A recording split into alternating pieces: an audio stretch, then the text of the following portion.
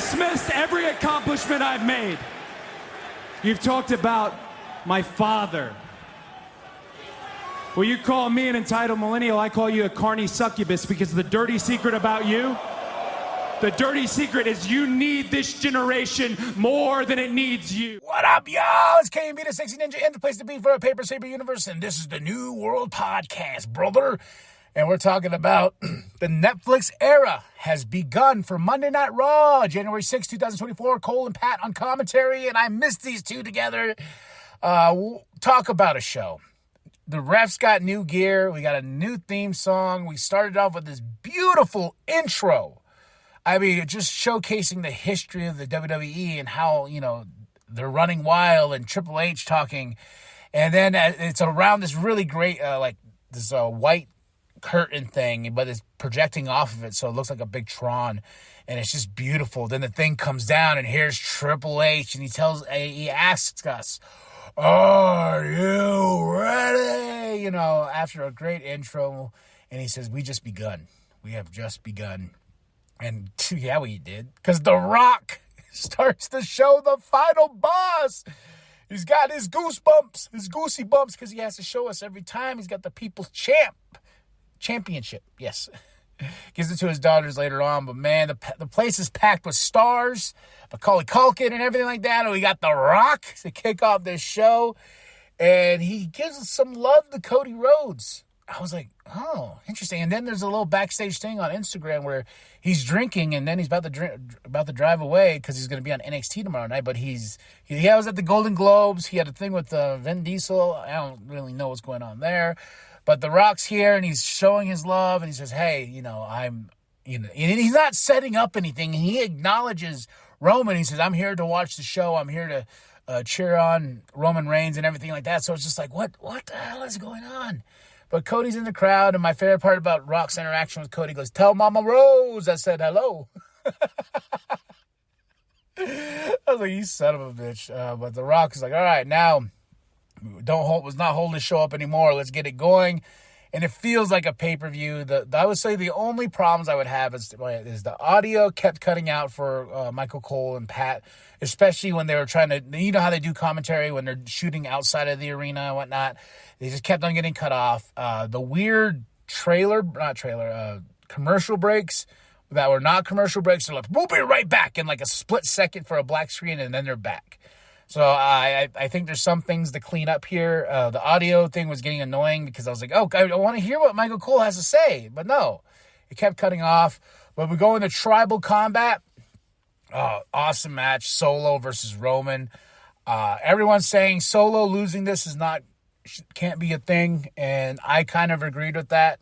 But it was a back and forth, just pure action. These two killing each other. And Solo, the trash talking from Solo was so good.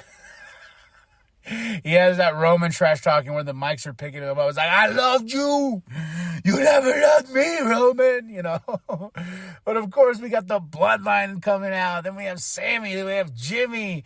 Then we have Kevin Owens who does a stunner to Roman. And 1, 2, no, can't take him out. Then here comes Cody. My gosh, just all this madness and chaos, but at the end of it, Roman gets his Ula follow back, and before Paul Heyman can present it to him, The Rock comes back out, where I'm like, oh, what's going to happen? He puts the Ula Fala on Roman, acknowledging him as the tribal chief, the only tribal chief. He ain't original tribal chief no more. He's the tribal chief now. No more Solo or whatnot, but yeah. And I was waiting. I was like, there was just this moment where Rock is just standing in the corner, and I'm like, is he going to attack? Is he going to attack? Nothing. And all of us, and it just cuts. I was like, oh, okay. And they really had these really great interviews that were actually in the arena with the crowd behind them. Jackie's with the New Day. They're trying to talk, and, the crowd will not let them because we will never forgive you what you've done to Big E. You've hurt his feelings. And we get John Cena. Oh, my goodness. And we only had one match in this whole hour. John Cena comes out. This is the farewell tour. I thought he was going to wrestle. You know, I know he's in gear, and I shouldn't expect that. But I was like, oh, is he going to have a match tonight here in L.A., talking about the history, you know, the prototype being born here and everything like that. It's just a big thank you, WWE. And I'm like, all right, these are cool, but I hope this isn't what you're going to do on every single show. I want to see you wrestle, John. I want this farewell tour to be one hell of a ride for all of us. But John Cena then does his thing, heads out, and he says he's going to join the Royal Rumble. He says winning the Royal Rumble. He even says, I don't know if I'm going to win a championship. You know, it's like the lottery, but I know there's a lot of big plans for John Cena this year. There's a lot of big plans for this show, but things were not happening. Then we have Logan Paul. We've got a package for him saying like he's going to commit everything to being a WWE superstar. And we cut to him in the crowd, gets a little bit of booze, some cheers and whatnot. Then we go into the WWE Women's World Championship match. Raquel and Dirty Dom on the outside. Dom and Pat having some great back and forth banter.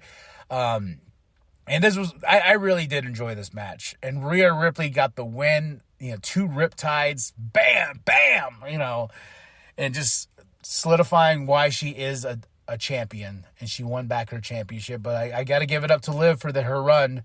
Even though it was getting kind of stale, I really wanted Rhea Ripley to get this win. And here comes The Undertaker.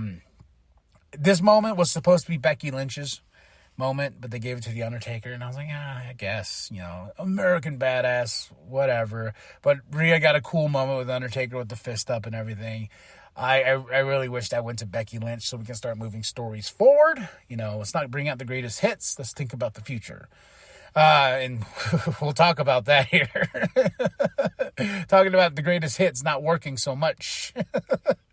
Kathy's with Adam backstage, and because Adam talking to Bailey, then here comes American Made, and Chad goes, I want you to pick your best luchador for next week. I don't care who it is. You bring him out, and I'll beat him. And Adam's like, are you sure about that? He goes, yeah. And I was like, all right, I'll make a phone call, and we know who this is. It's Penta. They already did his logo and everything and his name, and I was like, Penta is upon us. Another person we thought was going to make a return tonight next to Becky Lynch, but no. And I was just like, you know what? We're barely cooking here. This is the first one.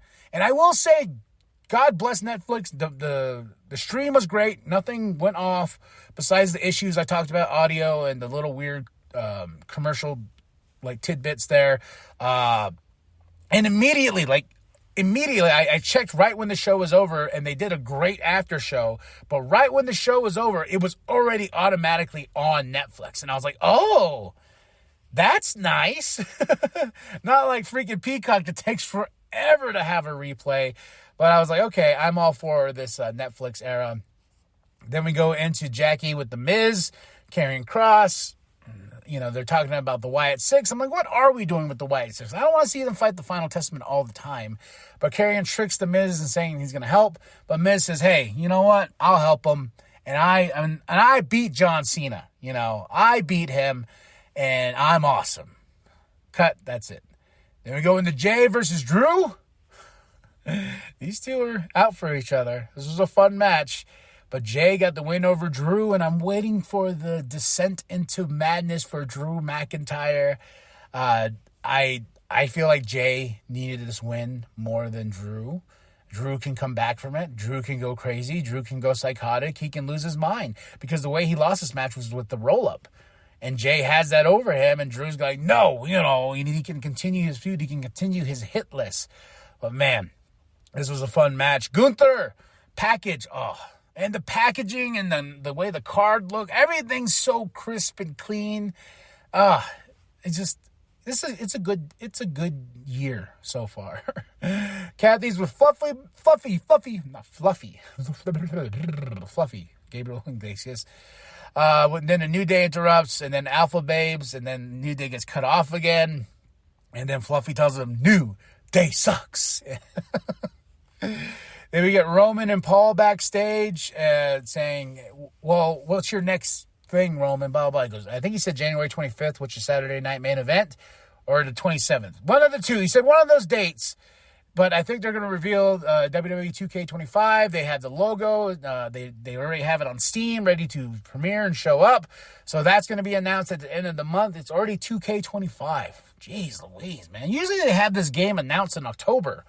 They usually never have it announced in the same year as the game has the 2K25 or, 24 and whatnot. I just barely got 2K24.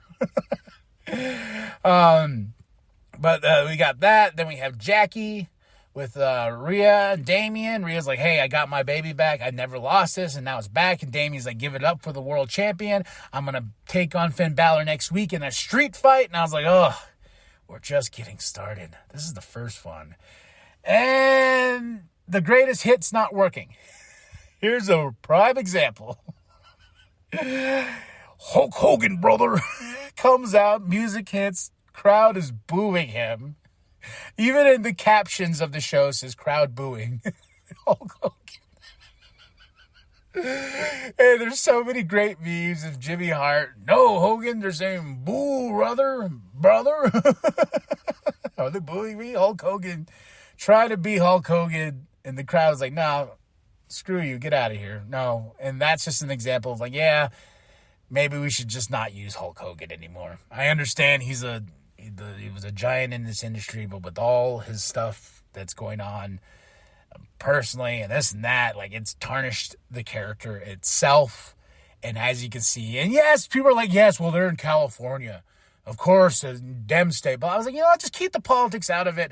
Hulk Hogan has had this coming. As much as I was a Hulkamaniac, he's kind of lost. I kind of lost my love for Hulk Hogan. And it's just, I just can't do it no more. And the WWE clearly made it, WWE's universe made it clear, like, boo Hulk Hogan. So, and they cheered for Taker, so I don't think politics are a thing. It's just that we've had enough of Hogan shit at the end of the day. But then we get into Seth and Punk. It was such a great match. And they did a spot he did with Moxley, I believe, in AEW. I didn't really watch the first run with Punk in his AEW run. I did watch the second run, but people were bringing it up on Twitter. But talk about a heated exchange and these guys really stiffing it to one another. I thought Seth was going to get the win, but no, Punk got the win over Seth Rollins. But I don't think this is over whatsoever, even though Punk feels it should be, and I was just like, damn, how does Seth benefit from this? He doesn't really benefit from this. Punk does, big time, because Punk wants it all. And after we go off air and you go straight to the YouTube, like the whole after show thing was fantastic. We got stuff in there that is just juicy. The press conference, things people are saying, especially Punk saying, hey, I told everyone I'm not here to make friends. I'm here to make money. And I'm going to go get my world championship. Either, he calls out Gunther and he calls out Cody Rhodes. And I was like, oh. And he had a great moment too. Got his donuts. He has to have his donuts, Rhea's talking, our big championship win. Triple H talking about how, we use our terms here in WWE. We're not hiding anything, we're not hiding anything at all. We're being our true selves here in WWE. So a lot of stuff happened in the after show. I want to go rewatch it again. Big E talking about the failing of New Day and everything like that. And he's like, I don't know what their problem is, but talk about a show. And then we have January 25th, we have Saturday Night Main Event, then we have the Royal Rumble February 1st, and then we have Elimination Chamber, then we go to WrestleMania. But this was Monday Night Raw, January 6th, 2024. Cole and Pat, treasures on commentary, man. Treasures, especially during when Jay came out, and they were yeeting like crazy. And I gotta say, the camera work with the drone, freaking awesome, man. It was like a rock and roll show. That's what this felt like. And I want to rewatch this show because there's a lot of things I feel like then I probably missed or whatnot, because it was such a great show. Besides things I really didn't care for, The Undertaker coming out, which I feel like it should have been Becky, Hogan, yeah. But overall, I gotta say, solid show. I'm not gonna give it a perfect 5 because there's things that were just like, okay, and it did hit the 3-hour mark a little bit. It hit a little over 3 hours. So I'll give it a solid 4 out of 5. Monday Night Raw. The Netflix era has begun. They were in L.A. They're going to the San Jose next. And Vanessa Hudgens huge WWE fan. She was in Phoenix and she was in this show. I bet she's going to be in San Jose. And she was wearing a shirt that says, Hot Girls Love Pro Wrestling. And I was like, all right. And Macaulay Culkin got a big pop. That was awesome. He had his hat down. He's like, yeah. But that's it. That's all, folks. You know, we had WWE superstars in the crowd. I say favorite moment of the night is when Rey Mysterio stood up and pulled his jacket down and had Eddie Guerrero on the back. I was like, oh, Eddie, Uncle Eddie. So, all right, y'all. That's the show. Tell me what you thought of the show. What was your favorite moments? Was this a good debut for the Netflix era? Did you have the same complaints I did about the audio and the weird cutting to the commercials? That's probably my only complaint besides Hogan and Taker. But, all right. Drop those comments below. Hit that like, hit that subscribe, share your grandma, share with the bum down at Walmart. I am KMB, the Sexy Ninja, and remember that the New World Podcast is for life, brother. The first time in history that Raw is broadcast simultaneously throughout the world.